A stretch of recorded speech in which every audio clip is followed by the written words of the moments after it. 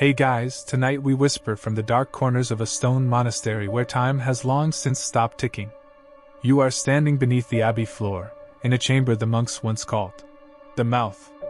It is damp, the air thick with ancient mildew and melted wax. A single candle flickers in the distance, not placed by any living hand. It draws you in, a lure of trembling gold in the ocean of dark. As you step forward, your breath fogs even though there is no cold, and the shadows shiver with recognition. You probably won't survive this. So, before you get comfortable, take a moment to like the video and subscribe, but only if you genuinely enjoy what I do here. Drop your location and the current time in the comments.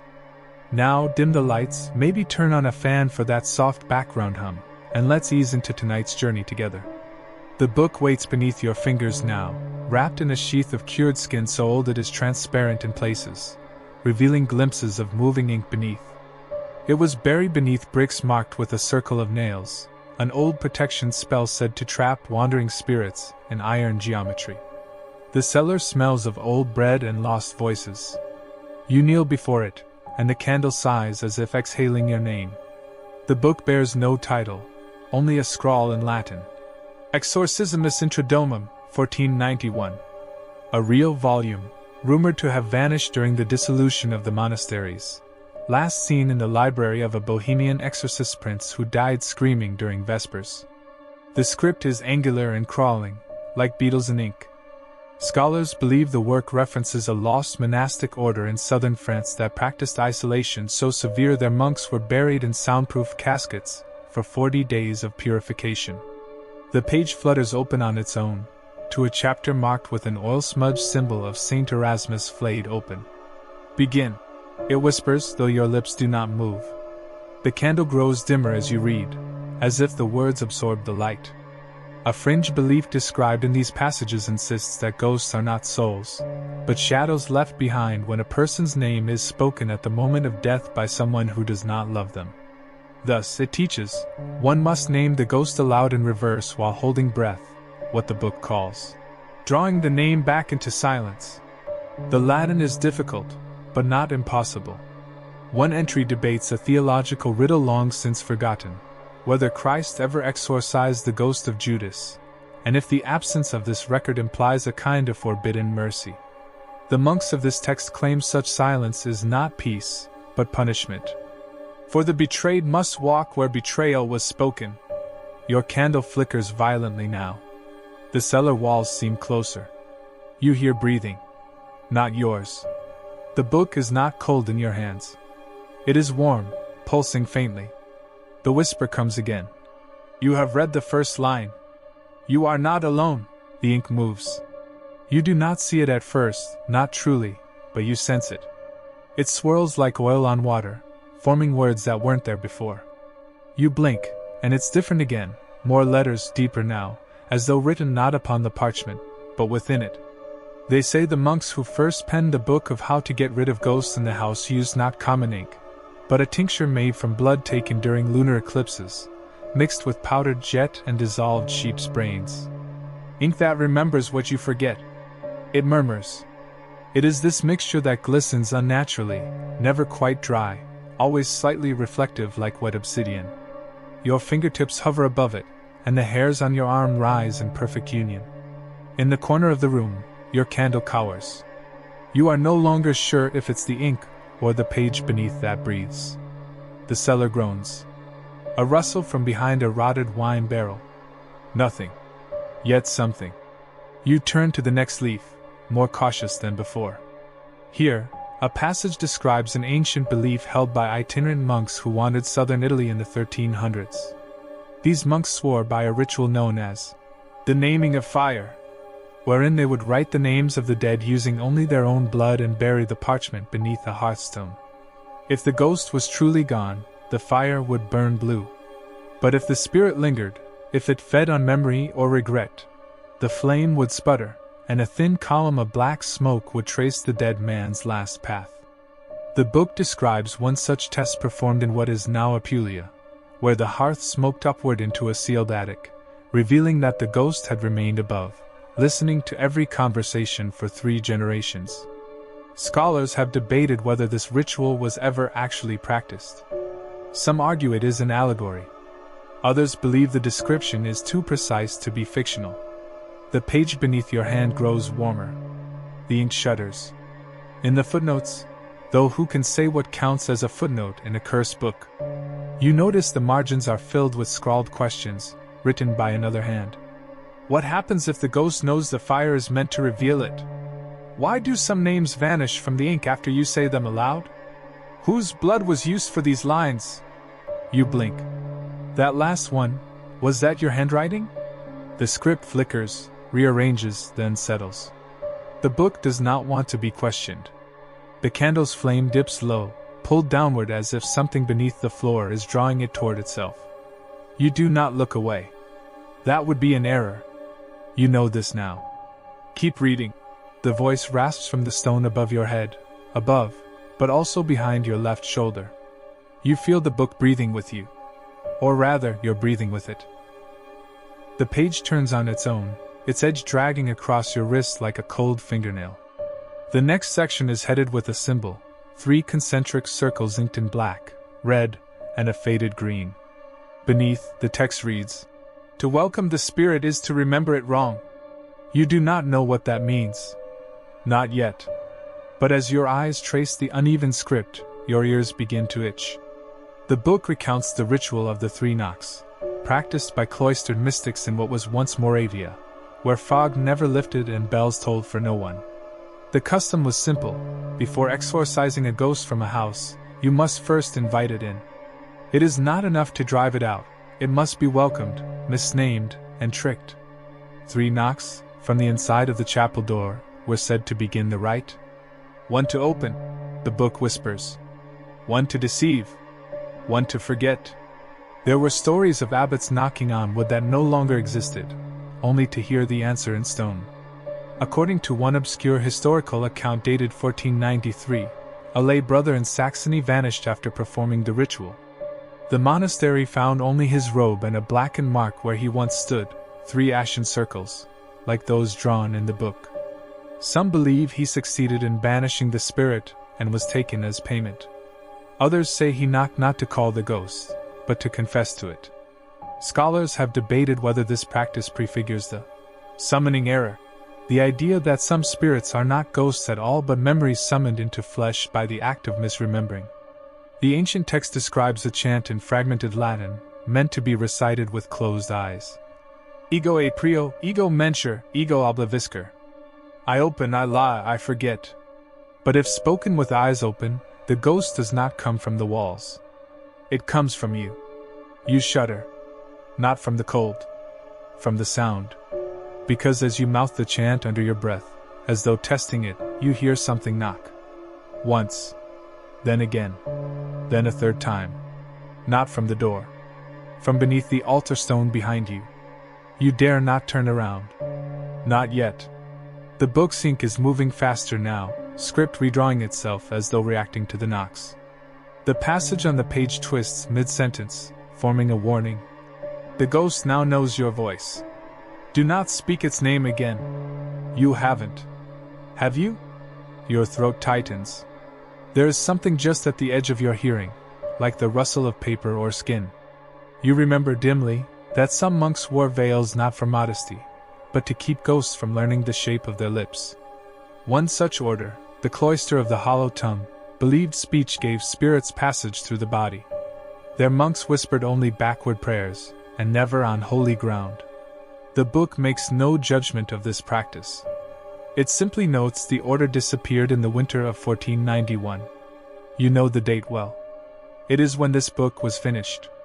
Or perhaps sealed. Your candle flutters as if in breathless warning, and from the shadows, something presses softly against the chapel door. But you are already inside. The sound rings low through the dark rafters, a bell, tremulous and hollow, swinging in no pattern known to clocks or church. You glance upward, but there is no rope, no chain, no human motion. The bell tolls of its own accord. Once, then again. And with each echo, the shadows in the corners of the room seem to retreat from the stone, as if hiding from something older than night. The book lies open before you, its parchment slightly curled, ink shimmering with a sheen like wet cobwebs. This section bears no title, only a single symbol at the top of the page, a bell split down the center, leaking ink like black blood. When the bell tolls without summons, the whisper murmurs from the page. It tolls not for the dead, but for what follows them. The book tells of a monastery in what is now modern-day Catalonia, where a bell hung in the bell tower despite the absence of monks. The rope had long since rotted, and yet each night at the 11th hour, the bell would ring 3 times, never more, never less. No one knew why. Local superstition claimed it was the ghost of the sacristan, condemned to continue his duties long after his heart had ceased. But the book suggests something stranger. The bell was not signaling to the living, but warning the dead. A fringe belief from a suppressed sect known as the Order of the Cracked Heaven proposed that bells could be used to bind the air, trapping wandering souls in the vibration of sound. These monks forged hollow bells with no clappers, which could still be heard during storms. It was said that a true haunting could not begin until the bell fell silent for 7 nights in a row. The bell from the Catalonian monastery has never gone quiet. You trace the next lines as they flicker faintly in the candlelight. A scholarly debate recorded in the margins, scribbled in a hand different from the main text, references Saint Eustathius of Antioch, who once declared that angels and ghosts could not be heard by the same ear. The monks challenged this by ringing a divided bell, while reading scripture, claiming the overlap of sound would force a ghost to reveal itself through involuntary weeping. Whether this account is myth or lost rite remains unresolved. But you suddenly understand why the candlelight shimmers when the bell tolls. It is reacting to tears not your own. There is moisture on your cheek. You have not wept. You do not remember when the tear fell. The page has gone soft beneath your fingers, damp from your skin or something else entirely. You dare not wipe it away. The bell rings again, this time directly above your head. And this time, it is answered. Not by another bell, but by something breathing in tune with the chime. You descend again, though there are no stairs, only the sensation of going downward. The candle's flame stretches unnaturally, not flickering but reaching, as if pulled towards something beneath the stone. The book lies open across your palms, its weight shifting subtly, like a sleeping thing disturbed. The page is rougher here, coarse with what appears to be embedded salt grains, though when you press your finger to them, they vanish into the parchment, absorbed or repelled, you cannot say. This chapter begins with a strange illustration, small humanoid figures outlined in thick white strokes, each bearing the contorted halo of obscure saints. Saint Tutelo with his bent lute, Saint Simeon the stylite perched upon his eternal pillar, Saint Elflade veiled and faceless. These were not saints known for miracles, but for isolation. Salt in the shape of saints, the book murmurs, confounds the dead, who cannot name what has never been prayed to. The text speaks of an ancient ritual, now forgotten in nearly every church, where coarse salt was molded into crude effigies and placed beneath the floorboards of rooms where hauntings were strongest. Not to banish the spirit, but to confuse it. The dead, it explains, operate on remembrance, on the repetition of names and images known to the living. A ghost that sees the familiar may feel invited, emboldened. But when presented with holy figures it cannot recognize, those whose cults were extinguished, whose liturgies never translated, it grows restless, uncertain, fragmented.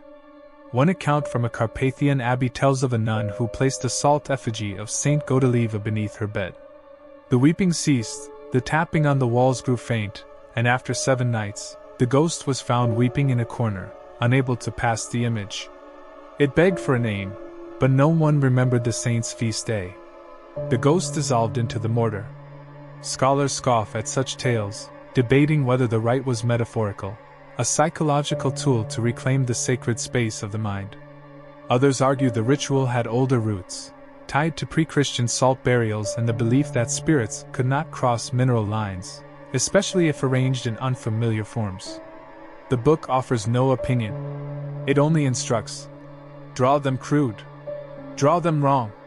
Forget their faces as you form them. You look up from the page. The stone around you is damp again. You smell salt. Under your feet, The floor feels uneven.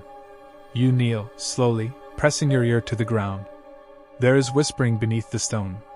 A voice repeating a name you do not know, but it sounds like your own, mispronounced. You reach into your bag. You do not remember bringing salt. But it is there. Coarse. Cold. Waiting. The salt lies scattered now, shaped not by intent but by something unseen, your fingers trembling, unsure if they obey your will, or the whisper guiding them from beneath the stone.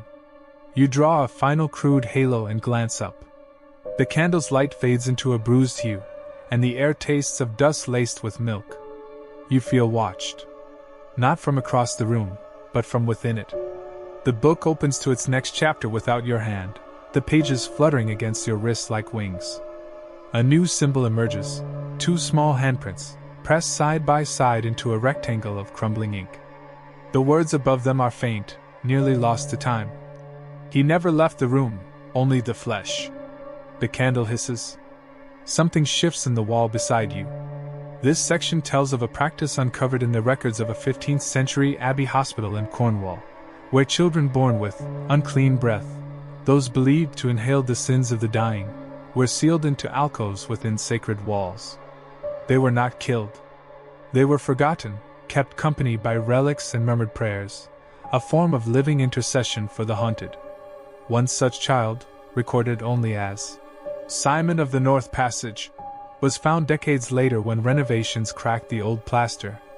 He had been dead for generations, yet the tiny skeleton bore no skull.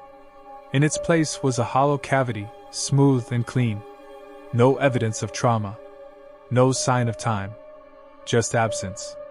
His hands, however, were pressed and soot against the stone, just as they appear in the book's ink. This story was dismissed as apocryphal by later ecclesiastical historians, though the plaster around that wing of the hospital still refuses paint. It flakes, as if scraped from within. The book urges silence now. Do not say his name. It hisses. It is not his to own. There is a theological margin note from an unnamed scribe, speculating on whether a soul could become location-bound if it died without a name, especially within sacred space. The argument, that nameless ghosts are not memories but places themselves. They cannot appear, they are the wall, the floor, the stale breath between candle flickers. A fringe belief even suggests such entities hunger for names to wear, the way a monk wears robes, something to make them real again. You lower your hand and touch the wall beside you. Cold. Rough. Then soft. Your fingers meet something pliable. You press lightly. The plaster gives. Behind it, not brick. Cloth. And beneath that, hair. You recoil, but the wall exhales. The candle flares. The book turns its own page. He watches. It whispers.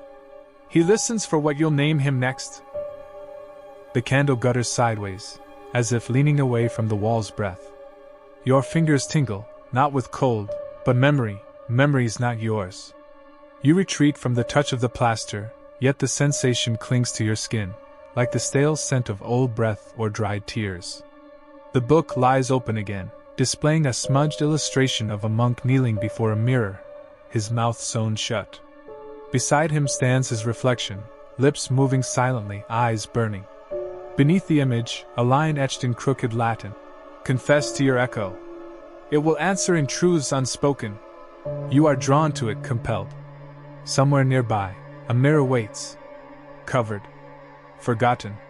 This chapter unveils a fringe rite once practiced by the Ordo Silens, a sect of mute monastics who believed that true repentance could not be uttered aloud, but had to be reflected. They constructed blackened mirrors, polished not with cloth but with the oil of the penitent dead, collected from burial robes and funerary vessels. When a monk required absolution, he would kneel in silence, lips sealed or removed, and stare into the mirror until his reflection spoke the sin aloud. The practice was condemned as heretical after multiple monks were found staring into shards long after death, mouths agape, tongues missing or severed. Scholars debate whether the reflections were psychological projections or the invocation of some other, perhaps a being that uses confession as a form of possession. The book itself is undecided. One marginalia reads, The mirror remembers all it hears. Even when covered. Even when broken. The page instructs you now, more clearly than before. Cover your mouth. Uncover the glass. Your breath catches. You look up and around. There, in the corner, half swallowed by rotten veil, a mirror leans against the stone. Draped in black cloth. You approach, slowly, silently. Your footsteps make no sound now. The candle follows. The cloth is damp. When you touch it, a moan, not yours, not from the room, escapes into the air, like breath held too long. You pull the veil. The mirror's surface is not reflective. It is deep, like water. Dark, rippling softly in the candle's pulse. You look, but you do not see yourself. Instead, a face, eyeless, tongueless, mouthing words you cannot hear. Then, you feel your own lips begin to move. Not in speech. In mimicry. The words form behind your teeth, though no breath carries them. Forgive me. You whisper, not because you meant to. Because the reflection demanded it. The book's page turns unbidden. He hears your sin now. But not for your sake. The air thickens. It no longer moves, not even with your breath. The candle flame stands unnaturally still, a golden spear in the dark, straight and silent. The book vibrates faintly beneath your hand. You are deeper now, though you've not stepped forward. The room has shifted around you, sealing itself like a vault. This chapter is marked by a symbol so faint you almost miss it, a closed window etched in reverse, its shutters bound with chains. Beneath it, words scratched by a jagged tool rather than ink. Where no wind enters, the breath must come from within. Your skin prickles. You realize the candle is flickering, not outward, not upward. It leans toward you, pulled not by air, but by something just behind your ribs. The book's pages tell of a phenomenon noted by a reclusive order in the late 1400s, the Custodes Ventorum, keepers of the wind.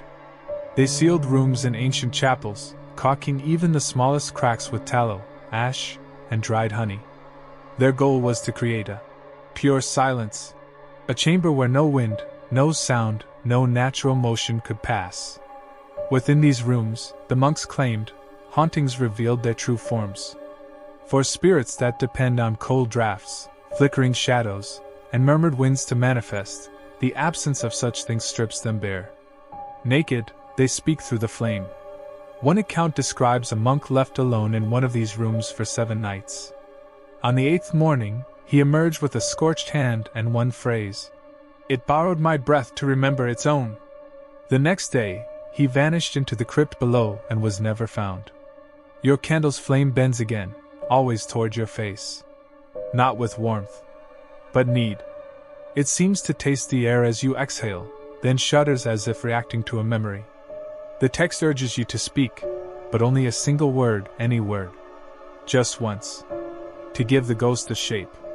But do not repeat it, no matter what you hear in reply. You resist.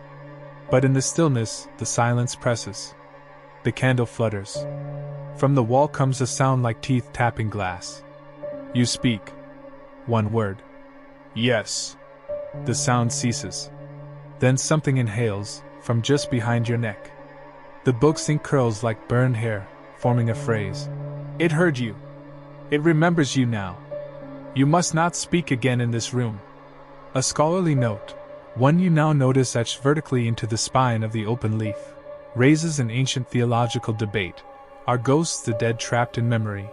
Or are they memories trapped in the living? The Custodes Ventorum believed in the latter. They wore masks soaked in cedar resin to prevent the spirits from entering through the nose. They believed that breath was the first doorway of possession. One monk claimed that each time he exhaled, he gave a part of his past away, and something darker filled it.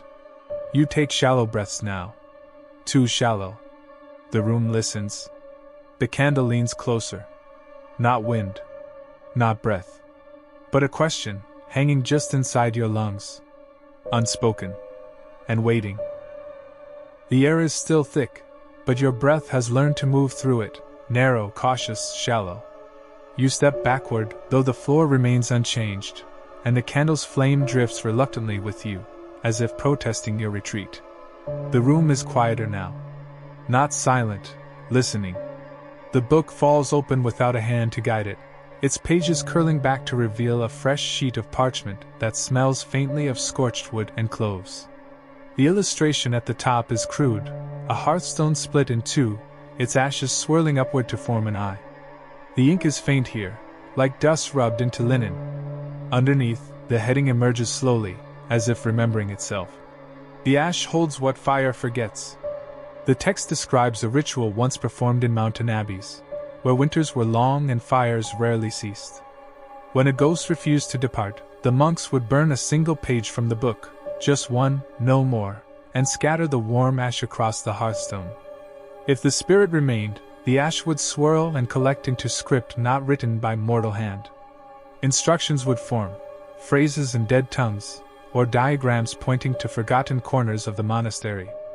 There is an account from an alpine cloister near Chamonix, where an abbot burned a page thought to contain the name of a drowned novice.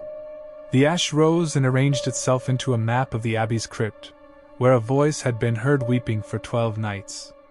Upon entering the space marked by soot, the monks found the weeping stopped. A warm place on the wall remained for hours, as if someone had just passed through. You scan the margins, faint inscriptions burned into the parchment itself. Ash obeys truth, one note claims. But only once. Another margin warns. If the spirit lies, the ash scatters. If you lie, it gathers. A theological dispute is etched faintly between two paragraphs, referencing a doctrine debated in Prague during the Hussite Wars, whether fire purifies only the body or if it can absolve memory itself. One radical monk believed ghosts could be forgiven by burning the objects they were anchored to, effectively rewriting their deaths in sacred ash. Another scholar countered that such actions would erase the soul completely. Not freed but unwritten. No consensus was ever reached. The debate vanished after the hall where it was held burned down, leaving only the upper wall intact. That wall bore a single word, traced in soot. Remain. You close the book for a moment, and the ash beneath your candle shifts, though you did not scatter any. A swirl forms, cautious and slow. A crescent, then a loop, then 3 dots. You watch, breathless. It arranges itself into a question mark. Then changes. A word. Your name, almost. 1 letter wrong. As if testing. The candle flares. The book flips open violently, revealing a new phrase in scorched ink. Now it knows you can read. You do not breathe. Not yet. The ash curls into a spiral. The spiral tightens, then stills, and waits. The spiral of ash holds its form too long. It is no longer dust, but intention, curling like a finger, beckoning you towards something that should not exist in this silence. You resist, eyes flicking toward the edges of the chamber, but your vision catches on something new. A curtain. It wasn't there before. Thick, velvet, water-dark, sagging heavily against the stone. It breathes. Not in movement, but in moisture. The air around it is damp, cold, and faintly metallic, like a mouth exhaling through linen. The candle pulls back from it, flame shrinking into itself. The book opens again, its page heavy with humidity. The ink has bled slightly, like tears in sleep. At the top, a smear that could be a curtain, or a shroud. Below it, the words appear slowly, reluctant. Do not ask what stands behind. It already listens. You step closer. You do not touch the cloth. You do not need to. The presence is felt, a saturated weight in the atmosphere, as if the curtain were wrung from soaked lungs. The text reveals a forgotten ritual observed by a subsect of cloistered exorcists in Silesia, known as the Order of the Fifth Veil. These monks believed that certain spirits could not pass through walls, nor doors, nor prayers, but only curtains, barriers woven, not built. They hung heavy fabrics in the oldest rooms of their sanctuaries, claiming these acted as lungs for the dead. The monks wrote prayers on the inner folds with crushed rose petals and salt water, texts never meant to be read, only absorbed. One chronicled account tells of a spirit that could be heard breathing through velvet for 6 years, but was never seen, until a traveler removed the veil. The air did not move. The traveler vanished. The curtain grew wetter. A theological mystery surfaces in a torn margin, whether breath is the soul's escape or its prison. A Jesuit fringe scholar argued that ghosts are not the dead themselves, but the moments of their final breath, looping, trapped, seeking lungs through which to re-enter the world. The Order of the Fifth Veil took this literally. They hung curtains over the mouths of the dying, believing that to catch the breath was to hold the ghost in place. The Vatican later banned the practice after several monks were found with lungs filled with mildew and cloth fibers, yet no signs of suffocation. The book says nothing of the ban. It only adds, in a slanted script, "If it breathes through you, it is not inside. Yet." You turn your head. The curtain sways, not from wind, but decision. Behind it, nothing moves. Yet the candle sputters in rhythm with the wet sound. Not inhaling. Not exhaling. Tasting. You lean closer, compelled not by curiosity, but something more intimate, recognition. The moisture in the air smells like childhood sickness. Old wool. The room you once hid in during thunderstorms. You part your lips to whisper, but the curtain stirs first. A sigh, heavy and human, passes through it. Your name again. Spoken not in malice, but in longing. The book's page tightens. If you pull it aside, it warns, you must take its place. You do not touch the curtain. You cannot. Your hand has gone numb halfway to the velvet, as though something within it has been recognized and rejected. The book groans beneath your palm, heavy as a headstone, and flips again.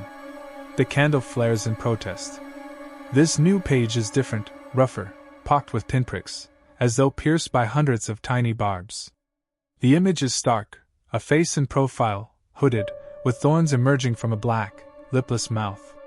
The words below it are scribed in fractured Latin and trembling Gothic script. He chews what should never be read. The candle leans back toward the book now, afraid of the darkness behind you. The section recounts an obscure tale of a monk whose name was erased from all abbey records, a man who, legend claims, devoured holy texts rather than reading them. Known only as Spinus Dens, the monk with thorns for teeth, he appeared at monasteries in the early 1490s, cloaked in shadow and carrying fragments of burnt psalters in his robe. Wherever he stayed, books went missing, especially those dealing with spirits, death rites, or unspoken names. According to an abbot's record from an Umbrian abbey, the monk was witnessed placing a page on his tongue and letting it dissolve as if it were communion. His teeth, they said, bled ink. The abbot wrote that each book he consumed was unwritten from the monastery, its knowledge lost not just to memory, but to history. It was as if it had never existed. Scholars argue whether this monk ever lived or was a personification of monastic censorship. Yet curiously, the image of thorn-toothed monks appears in several unrelated illuminated manuscripts from 15th century France, Spain, and Saxony, always in the margins, never the main panel.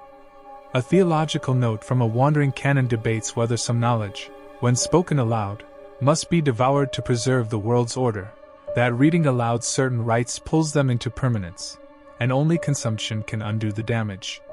The book you hold shivers in your hands now. Its ink contracts away from your touch, forming small tendrils. A single thorn presses through the page. Not drawn. Pushed through. You flinch. You look up. Something stands just beyond the circle of candlelight. Not cloaked. Not shadowed. Just unseen by design. You hear the faint crunch of parchment between teeth. A page tearing, not from the book, but from memory. You feel a prayer you once knew leave your mind. Entirely. The candle shortens. You open your mouth to speak, but the book interrupts. If he eats your voice, you will never have spoken. You glance down. A thorn is now resting on the book's surface. Wet with ink. Or blood. It pulses faintly, and the next line forms beneath it. Speak nothing holy now. He listens only for those words. In the dark, teeth grind. Not for hunger, for silence. The thorn vanishes, sinking into the parchment as if never there. You clutch the book closer, though it grows heavier by the breath. The candle flickers with uncertainty now, dimming not from wind, but from fear. Its flame retreats inward, cowering against the wick. The next page feels hot before your fingers reach it. You turn it slowly, the edge singeing the air. At the top, a circle of red ink has soaked through from the other side, forming a perfect ring.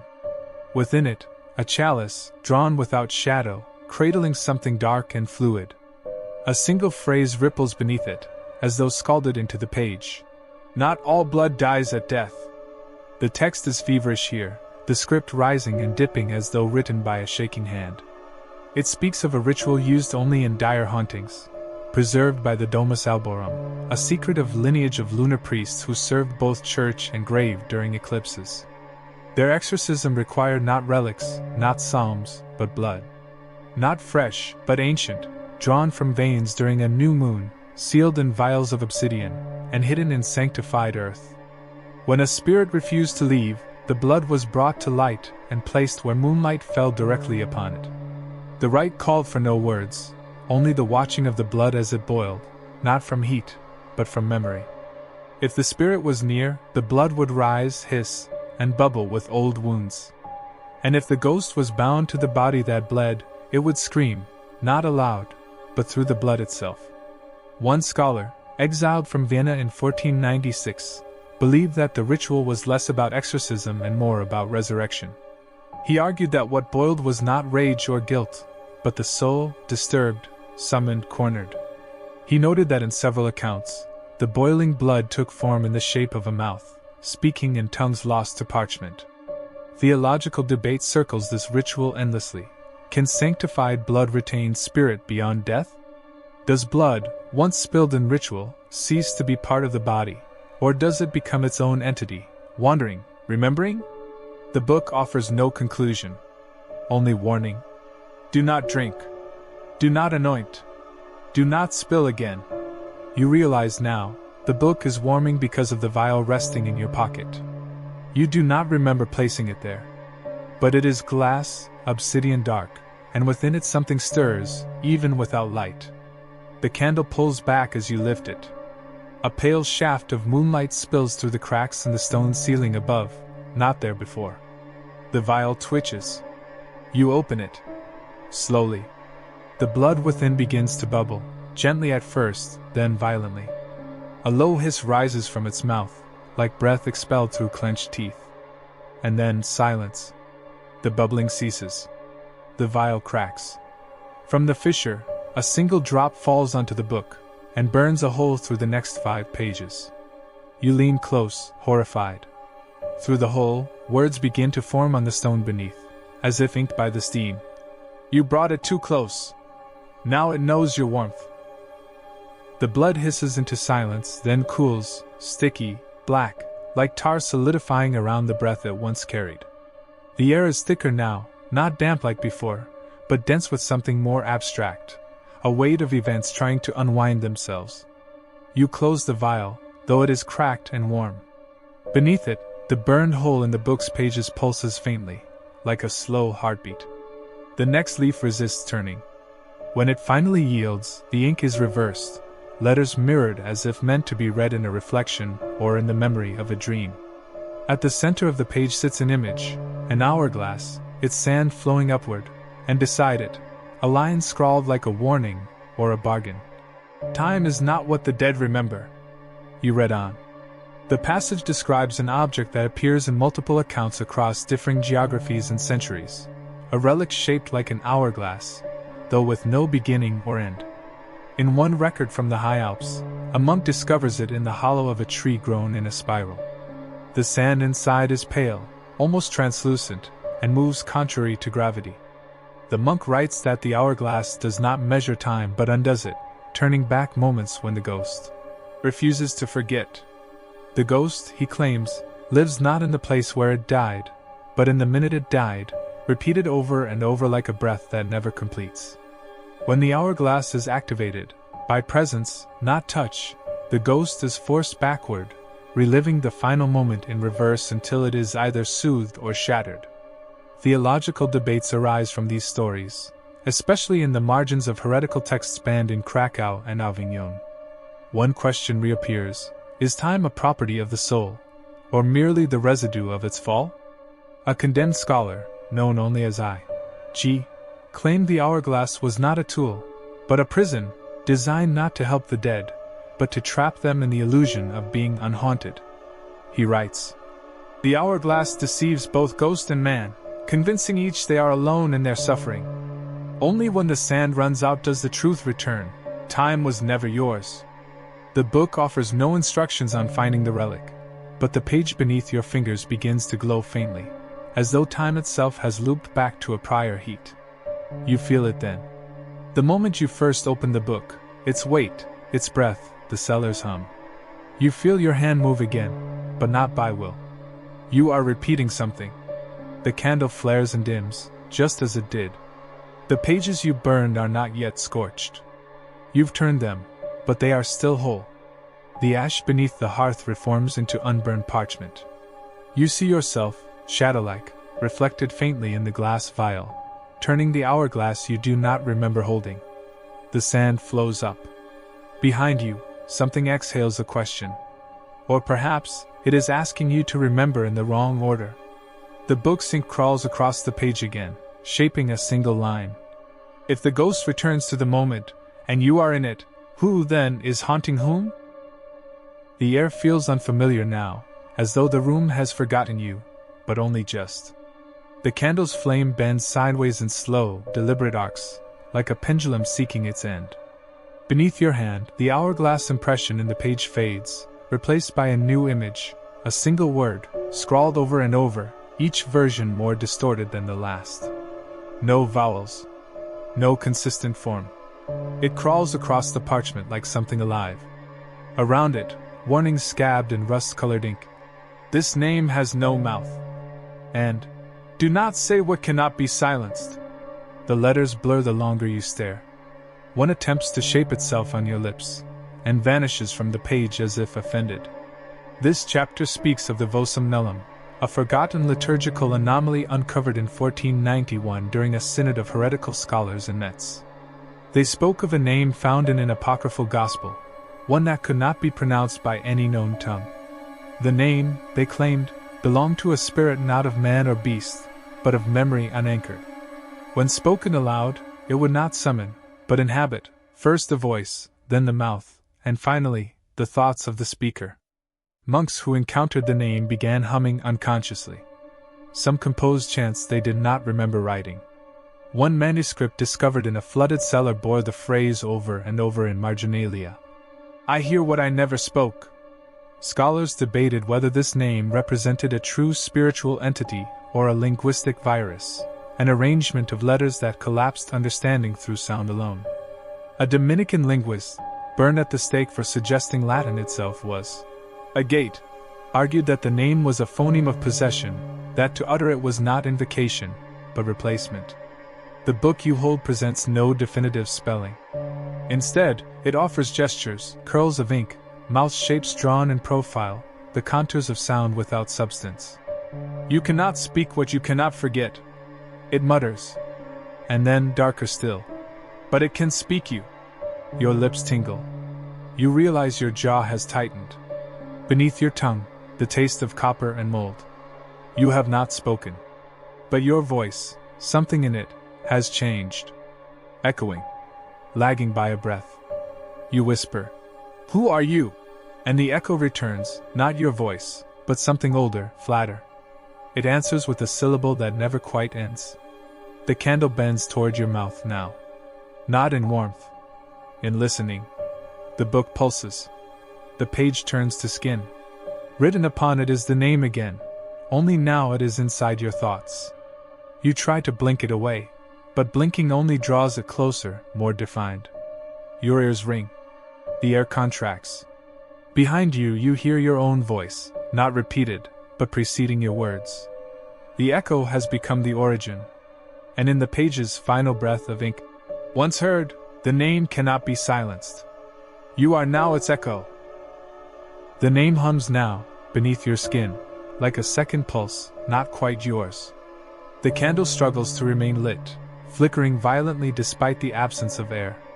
The book opens once more, though the pages crack as they move, brittle now, as if scorched from within. Your hands are warm. Too warm.